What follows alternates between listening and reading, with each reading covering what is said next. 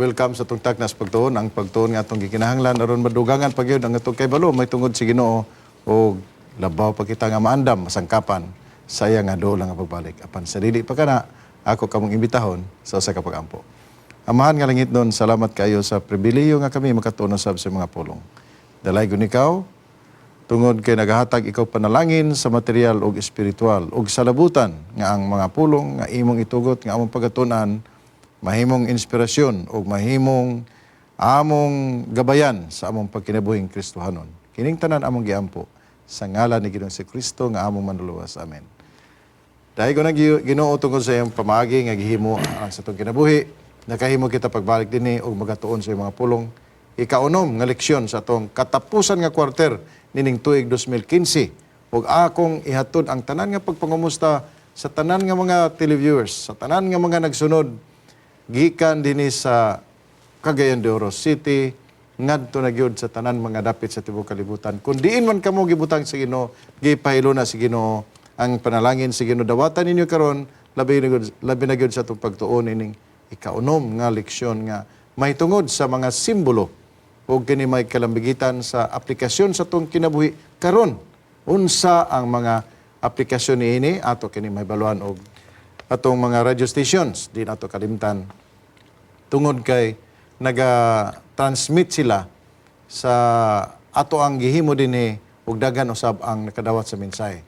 Pusa, salamat kayo sa tanan nga mga managers sa atong mga radio stations sa tibuok Pilipinas ug sa mga pamaagi nga gitugot sa Ginoo sa internet nga maabot ang mensahe sa daghan nga mga katawan ug di nato kalimtan ang atong kauban dinhi kay kun wala ni sila di pagyud sama ing ini nga kinabuhi atong maangkon sa tagnas pagtuon. Dr. Roger Nomos, salamat kaayo nga naa sa pagkaw karon sa ikaunom nga episode sa atong tagnas pagtuon. Kalipay nato sa pag-abi-abi sa ato mga televiewers, sa ato mga kagalahan, mga nagmonitor usab sa mga radio, Hope Radio, sa nagkarinlain nga mga dapit, happy Sabat sa tanan. Ma'am Shai, welcome kayo sa ato ang programa Taknas Pagtuon. Salamat kayo nga pabilin gyud ang imong kadasig niini nga programa. Ang ginaabi-abi nako ang tanan natong televiewers mao man usab sa ato ang mga nagapaminaw permi sa ato ang Hope Radio. Hinaot nga ang Dios magauban kaninyo ug malipayong adlaw ipapahulay sa tanan. Dahang salamat og ang simbolo karon ato pagatunan, simbolo nga gipakita o gipadayag sa in English symbolic acts pero ato milisayon ni mga simbolo nga gipakita. Ug atong memory verse Ma'am Shai, Roman 9:21. Roma 9:21 nagaingon, wala ba di ay ing kagahom ang magkukulon ibabaw sa lapok nga kulunon? Ugikan sa maurang usa ka umol sa paghimog usa ka sudlanan alang sa halangdong kagamitan ug sa laing sudlanan alang sa timawa nga kagamitan. Sa daang tugon Ma'am Shai, kining simbolo mao ni siya'y pamaagi pag hatod sa mensahe sa mga katawan. Ang model gyud ni ini mao ang sanktuaryo. Headquarters gini sa tanan nga simbolo ang sanktuaryo. Gani, ang makita nimo sa gawas, sa wala pa ang sanktuaryo gihimo sa Ginoo, ang gihimo nila dito sa Garden sa Eden, gipakita dito sa sanktuaryo.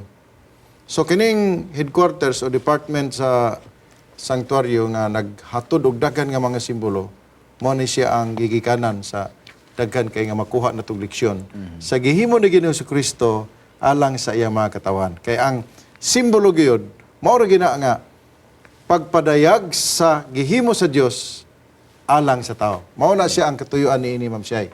Basta makakita ka tag simbolo, kinahanglan mo relate gina siya kung unsa ang gihimo sa Dios alang sa mga katawan. Ug sa bagong tugon, dili kay simbolo ang gigamit sa Ginoo. Parables. Parables. May istorya siya, wala ang fig tree, wala na munga, unsa para dinha. Dagan siya mga parables. Parables of the sower, parables of the prodigal son. Daghan, pero kini, pareha ra gyud gyapon sa simbolo sa sanktuaryo nga nagpunting kung unsa gud ang katuyuan sa Dios sa iyang mga katawhan. Yeah. So ang mga simbolo nga gigamit sa Ginoo sa pagpadayag sa kamaturan naga-sentro sa plano sa kaluwasan. Mao na siya ang kamaturan. Ngani, ang simbolo, imo makita nga mga familiar kaayo nga mga butang, no? Simple kayo nga mga butang, pero diha sa maong mga simbolo, mas masabtan sa tawo. O niya, kining gigamit Ang niya katuyuan sa Ginoo. Ang gigamit niya nga pinakadako gyud kining pater and the clay. Mao magina kanta magani sa atoang I am the potter, you are the clay. you are the clay. Magkakulon. Magkukulon. O niya sa awit na mo na kantahon sa o dinahan ka sa ministeryo nga melt me o sana Make me and melt me. lunaw Tunawa ko. Tunawa. tunawa ako. Kay kundi ka matunaw, dili ka pwede mapurma. Kay ang imong pagkatunaw, maoy pagpasabot, simbolo nga ikaw mitugyan nga wa gyud pagsupak. Mao na ang pagtunaw.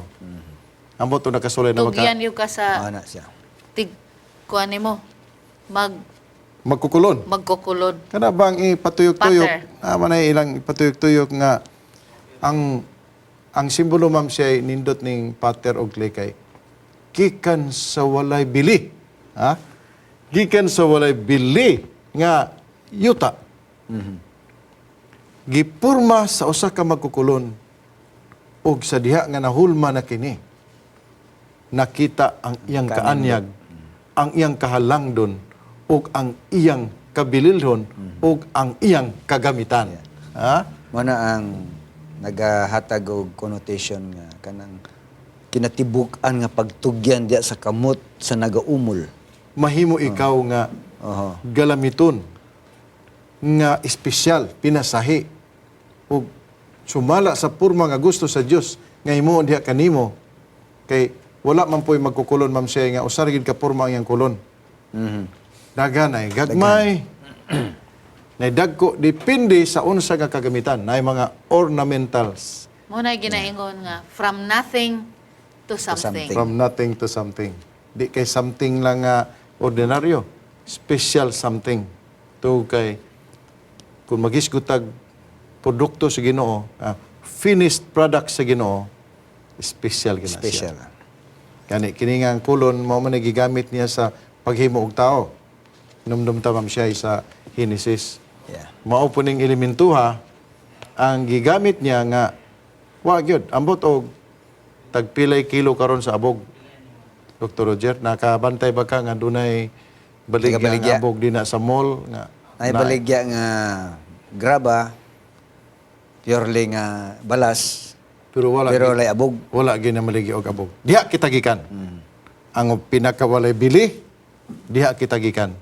O gigamit kini karon nga symbolism aron mapahibalo nga ang Dios mo'y gaumol kanato og wala masayang ang katuyuan sa Dios sa iyang sa atong kinabuhi. Apan dinhi medyo dunay gamay nga pagkasayang. Ha, kay sa tawhanon man ni nga istorya. Kaning Sugilano. pagkamao mag-uumol sa Dios, nagapakita nga He is in control, no? Yeah. He is in control. Kung ikaw usa lang ka clay, wag yung kay mahimog unsaon pagpurma niya, no? Wala kay contribution. Oh. Di You ka have pwede nothing. nga, excuse me, pwede nga himuon ko nimong Q. Dili. Kung himuon ka nga Y, di ka pwede nga i-Q na lang pug ko Sumala sa plano sa nagapurman nimo. sa magkukulon lagi. Magkukulon. No? Oh, kanang pater. Pero Siya- dire nagahulagway sa bugos nga pagtugyan sa kaugalingon. Kana ang Bugos. pagkatunaw sa ka yutang kulunon mo na siya og magisgutag is pinasay nga application do na biyay usahay nga simbolo nga ang magbuot ang tao. Ang simbolo sa paghimo sa kulon o sa kanang clay dunay application ini sa tong iglesia nga ang mga tao may magbuot kung unsay kahulugan sa simbolo. Ato ang himuon gyud, klaro kining paghimo sa logo. Ato ning pinasay gamay kay Okay, daghan okay. apektahan ani. Kining paghimo sa logo dunay simbolo. Ang logo ma'am siya nahibaluta dunay lama sa cross. Akong iklaro dinhi, dunay lama sa cross. Dunay Biblia, dunay tulo ka guhit, tulo Kalayo. po diri sa pikas. Pero ang meaning ana, three angels message, nga naglibot sa kalibutan. Pero kung tanaw nimo ang logo, di ka kita kalibutan. Kay murag transparent man. Mao na siya ang leksyon na ato maaplikar nga. Di ta pwede magbuot unsay kahulugan sa logo. Ang symbolism sa pater og clay, di ka pwede magbuot nga di manggod. Ang meaning ani nga ang kamot mao gyud maoy makapurma sa unsay gusto sa tighimo. Nga wala gilain yun nga makausab ni ini ug di na gini mausab ang porma. Ang tinuod, kung unsay gusto nga porma sa gahimo, mahimo nimo. Ang nato mas sinati nga ang eksaktong kahulugan sa simbolo ngadto sa naggamit sa simbol. Kapananglitan ang flag na may tulo ka stars diha. Kung i-interpret Di ka pwede mag-interpret sa meaning sa tulo ka stars. Di ka pwede. Lahi. Kay ang makahatag og kahulugan ana ang katong gahimo Nagihimo. sa flag. Mao na Mao siya. na nga dunay mga nahimong kontrobersya sa Iglesia Adventista del Séptimo Día nga gi-interpret nila ang logo. Sa ilang Sa ilang kaugalingon nga di ta pwede manghilabot ana. So kung sa gihatag nga simbolo, mao na siya tong dawaton. Ang uban kay gahimo magsimbolo, agahimo man og kahulugan, o gipasa po nila sa uban nga mga tao nga mauna ni ang iglesia, mauna ni ang naghimo sila sayop nga interpretasyon sa simbolo nga mao ang logo nga gigamit sa iglesia. Palihog, di kita pwede maghimog interpretasyon sama sa usak ka pater nga dili siya siya lang gyud ang mahibalo kung unsa nga klase nga kolonon ang iyang himuon o unsang klase nga porma kay sa diha nga gihatagan ka og abog og sa diha nga imo na ni siyang gihumulan sa yuta di gi ka pwede mo nga kana sigurado ko triangle ang resulta na dili depende na siya sa mga kamot sa magkakulon. Kulon. gapurman nimo gahulman nimo muna nga kita ang mga yutang kulunon ka clay palihog kunog basa ma'am siya aning Isaiah Kapitulo 45, versikulo 9, atong tagaan og pagtagad kining daghan kay nga mga bersikulo dinhi diri sa atong leksyon, atong hatagan og pagtagad. Ang usa niini mao ang Isaiah 45, versikulo 9. Nga may kalambigitan kini sa ato ang the potter's clay. Okay? Pagkaalaot kaniya nga nagalalis batok sa iyang magbubuhat. Ang bika sa taliwala sa mga bika sa yuta. Mamulong ba ang kolonon sa nagbuhat kaniya? O sa imong ginabuhat? Kung ang imong buhat nga ginahimo, wala siya mga kamot. Wala gyoy pagsupak ang gipurma sa gapurma. Di gid siya pwede mo contribute sa gamay na lang. Unsa iyang porma tungod kay unsa ang resulta gadipindi kini sa mga kamot nga nagahulma kaniya. Yeah. Ang Dios mao ang nagahulma sa tao.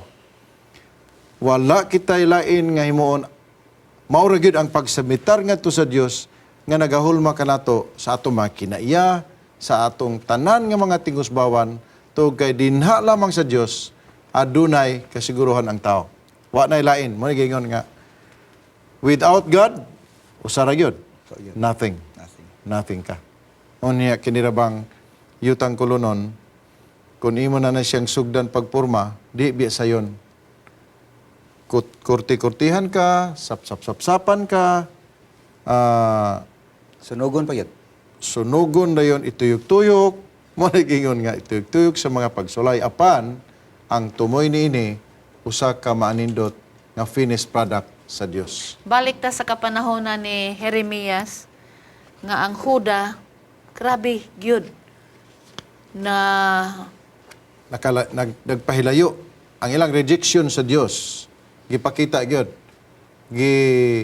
Ilang gipadayag og maayo ang kadautan. ang kadautan nga open, di kay sikreto mamsay. open jud kayo nga violation.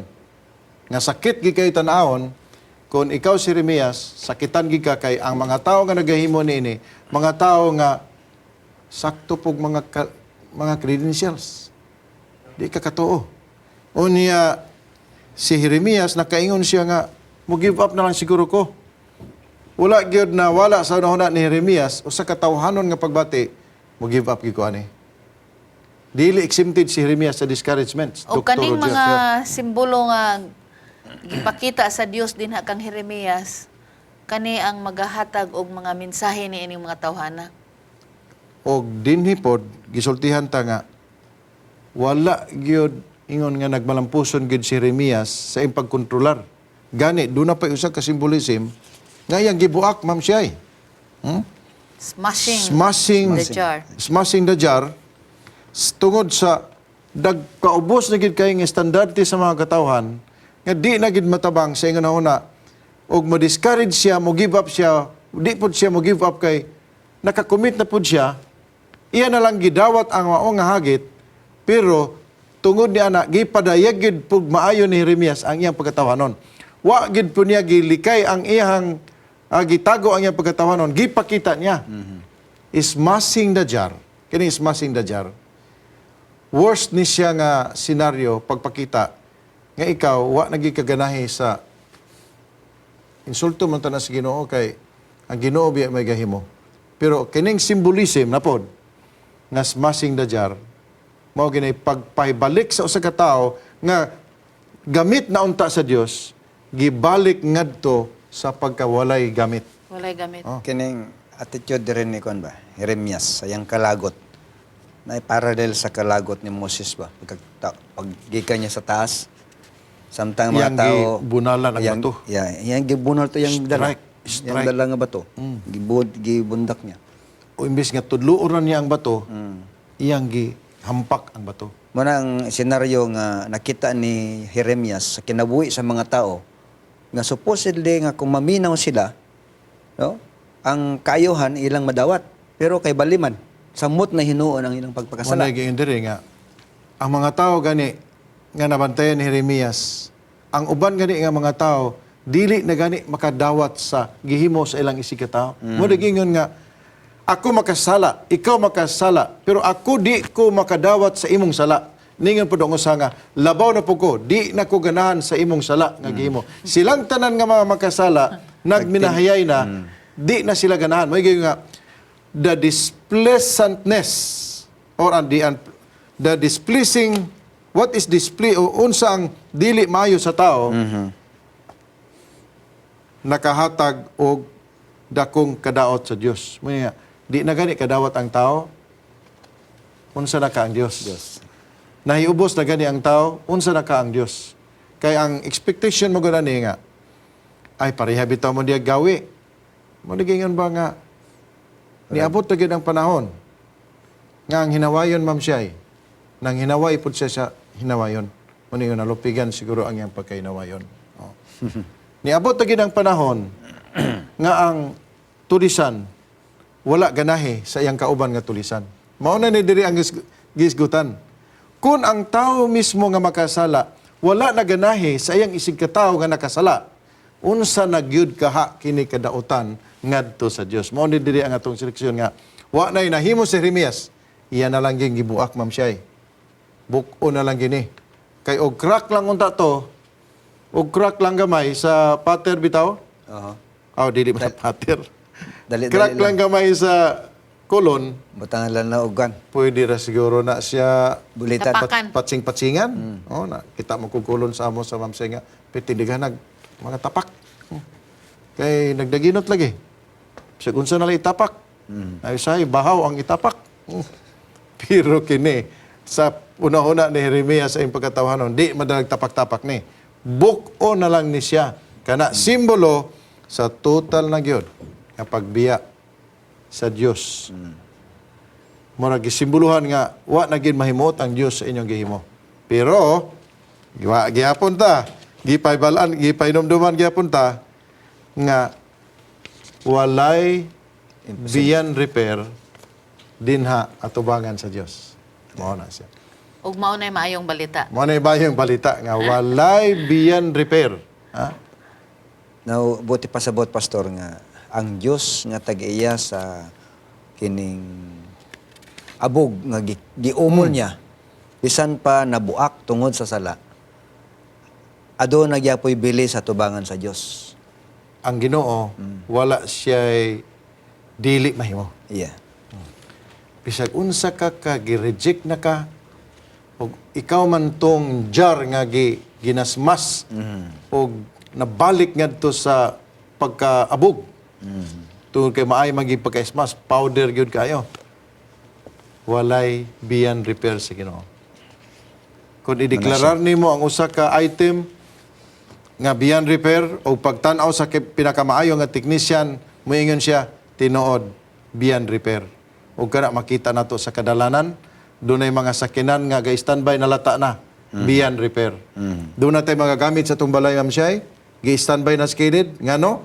Beyond repair. Pero alang si Ginoo, walay pwede Nothing is ma-standby. beyond repair. Walay pwede ma-standby.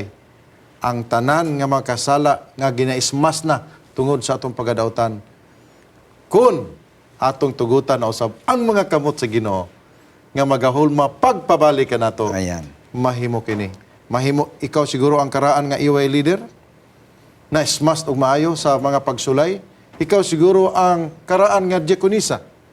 Ikaw siguro ang kanhi tigulang sa iglesia.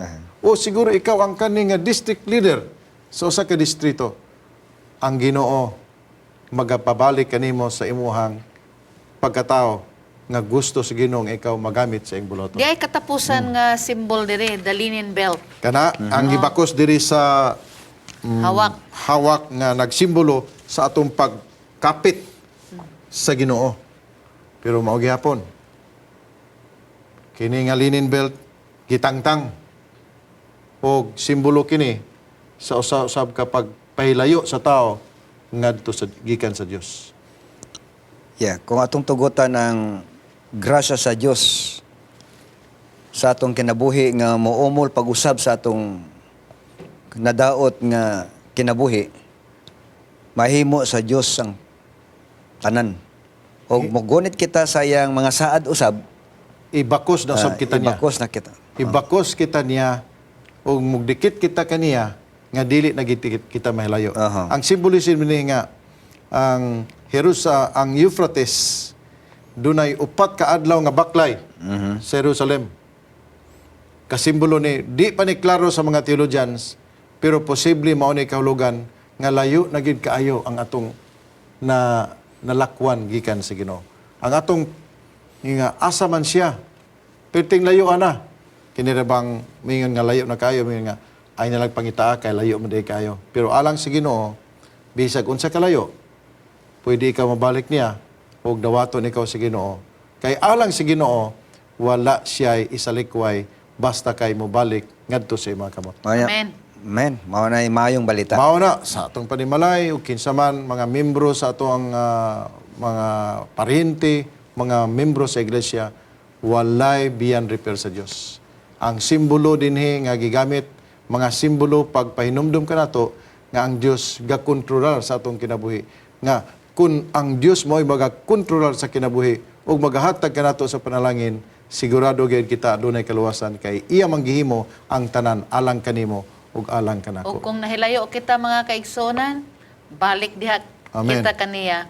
Tungod kay sa usa ka makasasala nga mobalik kaniya, maghugyaw og kalipay ang langit. Oh, Nini. dito sa langit, dito magpuyo kita nga lunlon kalinaw. Dito sa langit, lunlon kalipay. Ug dito sa langit, magkita tang tanan. Paminawa na to ang usa ka awit, binisaya nga awit. Dugang inspirasyon sa atong pag-alagad sa Ginoo. Walay makatani sa pagkamaayo mo, ug dili masuko kadako sa pagmamo.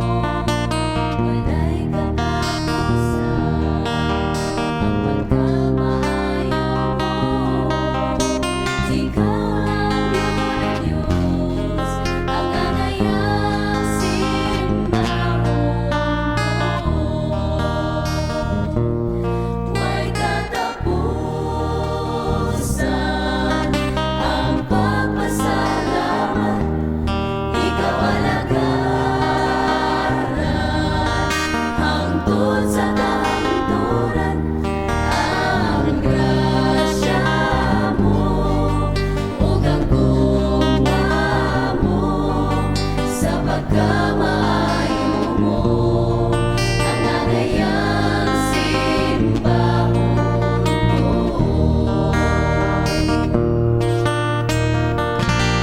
Kalipay na mo Diyos, pagdayeg kanimo, ngayning taknaa sa mga pagtuon, pinagi sa mga simbolo, imong gipadayag ang plano sa kaluwasan nga matago sa kanamo, mahiduol, mahulma pag-usab, pinagi sa imong mga kamot nga nagahulma kanamo.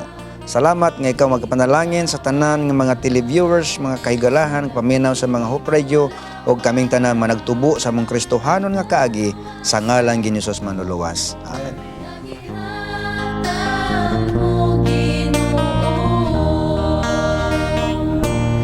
May katapusan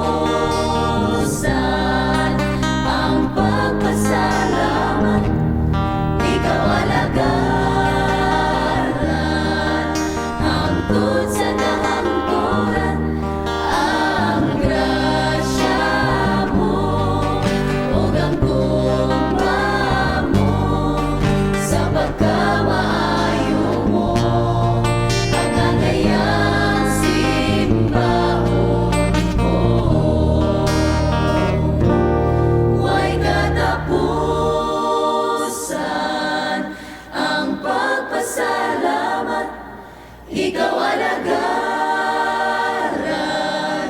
hangtod sa kahangturan, ang grasya mo, ug ang gugma mo, sa pagkamaayo mo, ang angayang simbahon ko.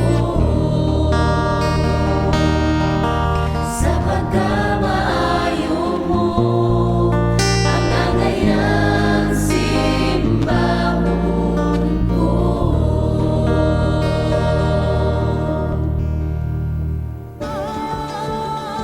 Family friendly, a global vision, and a holistic approach to thinking and living. Unlike any other media source on the planet, welcome to Hope Channel.